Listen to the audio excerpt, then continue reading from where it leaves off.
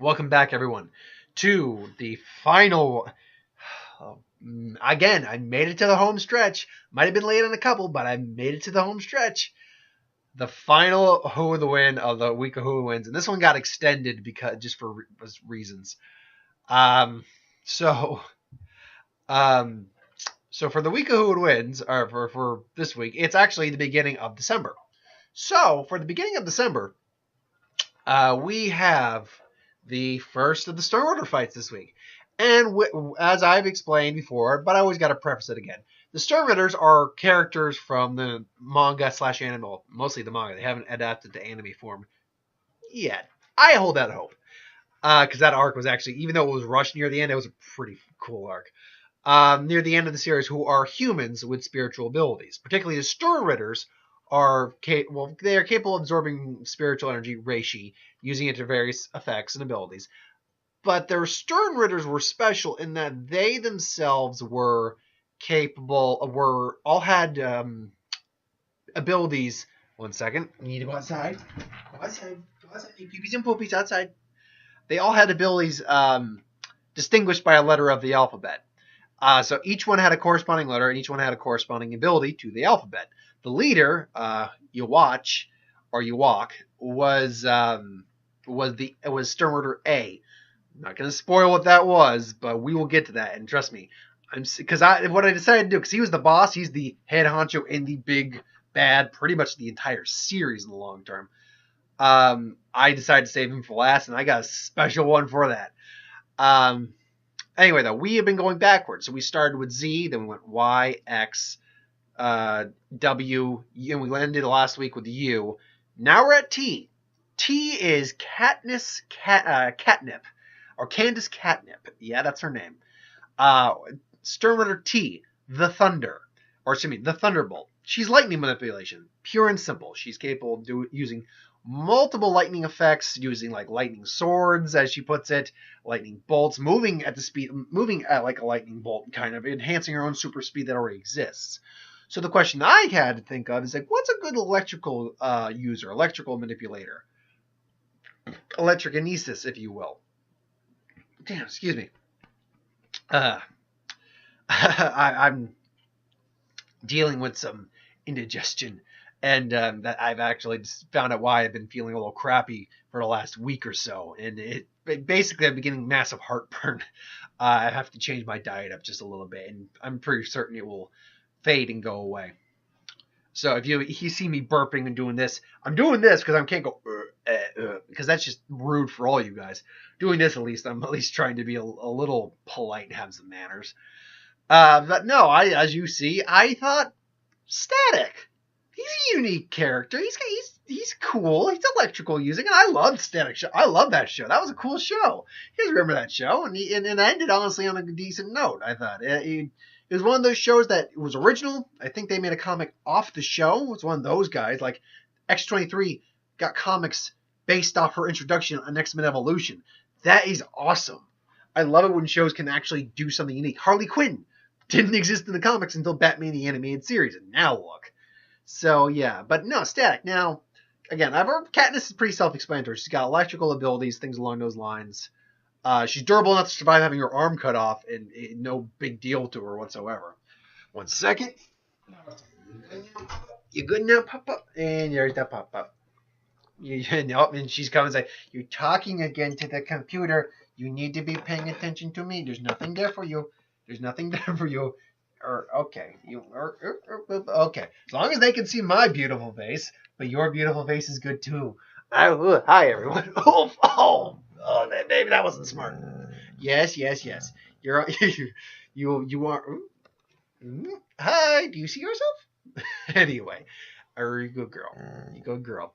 If you hear her grumbling, just because she's like, yes, pet me more. Anyway. So yeah, but Static was basically he's a bang baby, and what that is essentially implies is he and like dozens and dozens of people were pretty much at a dock, not supposed to be, where specialized chemicals were being housed and transported, and a gang war erupted, and basically they blew these canisters, and there was this gas, and anyone who exposed who breathed it in pretty much developed a unique power. They're mutates basically, to go with a Marvel term. Excuse me. So, in his case, Virgil Hawkins got the ability to manipulate electricity.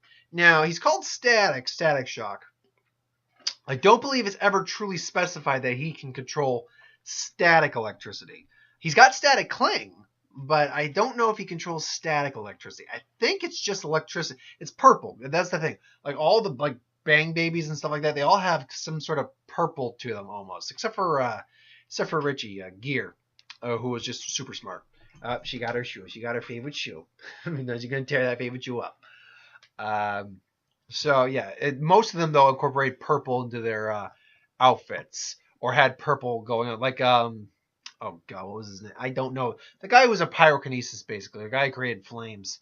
I believe his flames were purple. So yeah, it was interesting in that way. It was a cool show. But yeah, I think it's just electricity, which pretty much enabled him to create electricity, manipulate things with electricity. Particularly metal, but he could manipulate non-metal things with his electricity. He could, electrical blasts, electrical bolts, make an electrical field to protect people. As the series progressed, he got better and stronger with it, but originally it kind of tired him out. Water can short him out. He is immune more or less to electricity, but not from other Bang Babies who can use electricity. Or I'm guessing other metahumans who can manipulate electricity. Like, electrical wires don't bother him at all, or I don't know. I think it's just like from other electrical users, but Bang Babies particularly, I think it's because they both share the Bang Baby gene or, the chemical in their system. I think that's why that is. So Static's also got his little disc made for him by his genius friend Richie.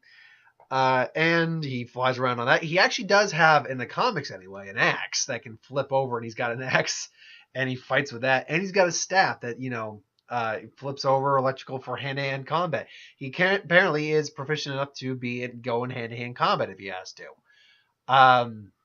But again, he's just a kid. I mean, he's not invincible by any stretch of the means. He's gotten his ass handed to him a lot. So again, water shorts him out.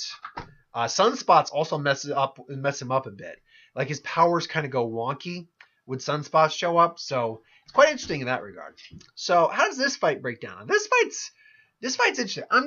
Let's assume that it's kind of how I've been portraying when I put a Sternritter up against a Marvel character. They're invading the MCU. Well, let's say they're invading the DC cinematic universe. Well, not cinematic universe, the DC universe. And let's say, Catnipp and a couple of her girls are in South Dakota. Or is it North Dakota he was in, or South Dakota? I want to say South Dakota, but don't quote me on that. I know it was one of the Dakotas. And he's like, hey, girl. And then he sees Katniss, who is an attractive design lady. He's like, whoa, hey, girl. You want to hang out? Oh, look, and there.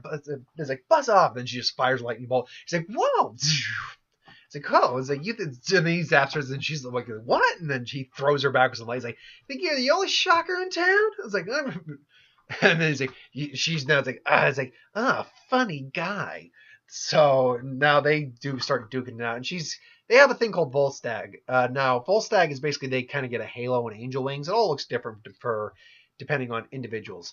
She didn't know the Quincy are also capable of using like a ability called Hirankaku, which is kind of like a super speed. Retsu Tengai, which is kind of, if they can't move, they can use spirit threads to make them move.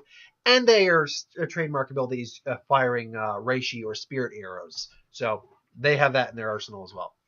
And Blue Veil, which is kind of like a natural armor. So, excuse me. So the fight's going to break down, and for a little while, nothing's really going to happen very much. I mean, she'll maybe like get behind him, throw some lightning or something like that, but he can tank the lightning. She's not a Bang Baby, so he can tank any electricity she throws at him. And no matter how angry she gets, no matter how much lightning she throws, it's not gonna really do anything against Static. In this case, he's kind of impervious. Now maybe he can be overloaded like a battery, but I don't think we've ever really seen that except in certain circumstances. Again, like sunspots and stuff like that. So that's not gonna work. So, and she's gonna quit, and she's even in a blind rage. She's gonna kind of, and even Virgil's like, no, you can just stop this. All you're doing is supercharging me, and then he just throws like maybe a lightning, electric enhanced punch with her ability, and she just, oh, and then she goes straight into the ground, like, ooh, I hope I didn't overdo it. All of a sudden, he sees the wings spread out. It's like, I am gonna murder you. It's like, you messed up my hair. And then all of a sudden, arrows come out, and he thinks it's electricity. Except this time he realizes it doesn't look like electricity. He gets out of the way, but one hits him in the shoulder. He just realized he just got hit in the shoulder with something. And he's bleeding. Like, ah! It's like, I am going to murder you.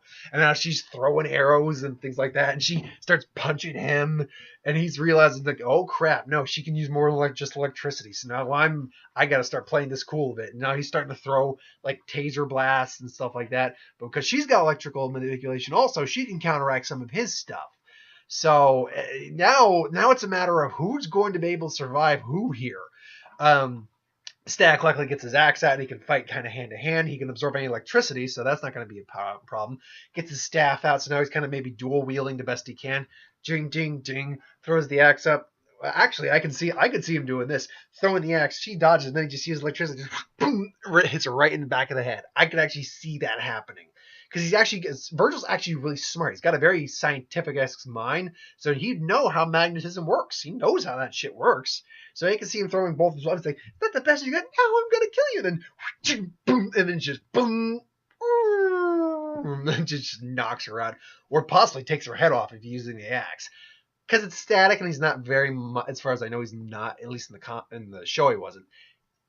In the comics, I don't know. I haven't read a Static comic. I really should, because I really dig Static Shock. I love that show.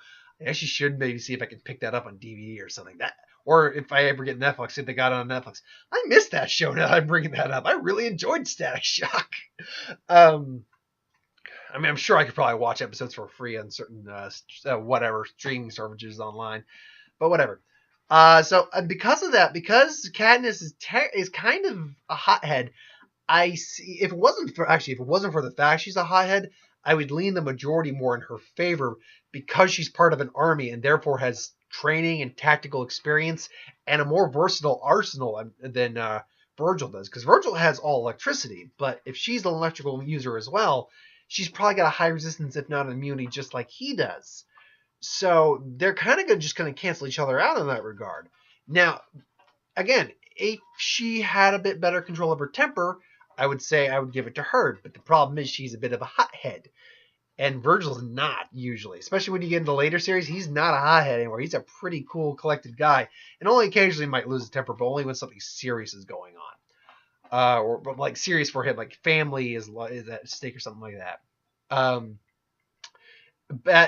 But that being said, Virgil also has actual weapons on hand that aren't like Reishi or anything like that. He's got metal on hand he can use for magnetism and that kind of effect. So and he'd be smart enough to use it in that sense, I think. Or, use a trash can or something like that. He starts throwing metal at her and then just something brings it back like Magneto and just buries her under all that crap and knocks her out. So I'm going to go 65-35 for Static Shock. I think there's a 35% chance scenario where Katniss definitely win, or Cadmus, depending on you. I think it's Katniss. Donna's got her squeaky. Is it a monkey? No, it's just a squeaky. I definitely think there is a scenario where she wins because she's got. Reishi would throw Virgil off because he's never encountered something like that, and that would. And if he's already dealing with the electricity and he thinks it's electricity, that could theoretically lead to a mistake on his part and a lethal shot on his part. Like I imagine he would pick up on that's not electricity quick enough to not get hit like through the heart or the head. But there's a scenario where that could happen too, and even if that doesn't happen, where he gets a lethal hit, I still imagine him getting grazed or getting a flesh wound like that, or like getting a hit in the shoulder, definitely. And if she were to keep up the pressure, I could see her overwhelming him with like Reishi arrows and stuff like that. So I would not discount her, honestly. But I think because I think their personalities and how they use their abilities, I think those are the big key factors in this fight. So I'm going 65 Static and 35 Catnip. But hey, if you think different, let me know. Put in the comments below. I'd like to hear your thoughts. It's always fun. It's always cool to have just fun conversations.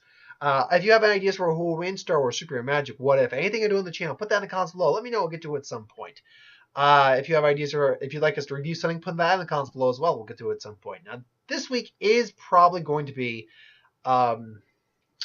just getting started. That Morgan Freeman, Tommy Lee Jones comedy. Honestly, that doesn't look too bad, if I'm going to be honest. It looks just, especially after, don't get me wrong, 3 Billboards Outside Ebbing, Missouri was pretty good film, and we all agreed that it's like, yeah, hey, and Bob, I mean, it's like, oh, next week is that Morgan Freeman, Tommy Lee Jones comedy. Like, oh yeah, comedy. After some of the stuff we've had to sit through, that'd be nice. It's like, yeah, that would be nice. Even if it's a bad comedy, at least it'll give us something. Go eat it. Go get it. Go get it. Go get it. All right. But hey, it's Wednesday. That means squeaks. That means it's literally a week, pretty much. It's a little over a week, but might as well count it a week now. A week until Star Wars, baby. Oh man, that tension's starting to get there, and I'm starting to get a little antsy. I'm starting to get antsy. Oh man, I can't wait. Oh man, I'm just getting so excited. And I know the world premiere is like either Friday or Saturday. I think it's Saturday. I'm gonna probably watch a few. I'm gonna watch a few reactions. No, hopefully no spoilers. Like a couple people that I really like watching. I'm gonna watch their take on it. But yeah, I can't wait. I'm getting so stoked. Anyway, thanks for watching. I hope you enjoyed, and I'll see you folks next time. Later.